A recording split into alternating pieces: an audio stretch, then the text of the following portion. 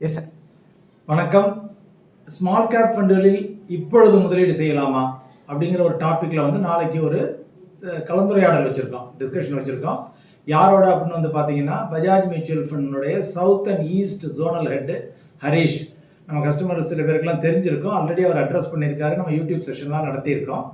So நாளை காலையில் 11 மணிக்கு, அதாவது 28 ஜூனு காலை 11 மணி அளவில் மீட்டிங் ஐடி கீழே கொடுத்துருக்கோம். ஜோஹோ மீட்டிங் மூலம் பண்ணுறோம்.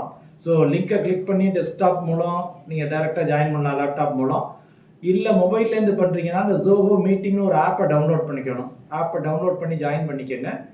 அதாவது இப்போ சமீபமாக லாஸ்ட் ஒரு 1 இயர் 1.5 இயராக ஸ்மால் கேப் ஃபண்ட்லாம் வேல்யூவேஷன் ரொம்ப ஓவராக இருக்குது, யாரும் போடாதீங்க அப்படின்னே சொல்லிக்கிட்டு இருந்தோம்.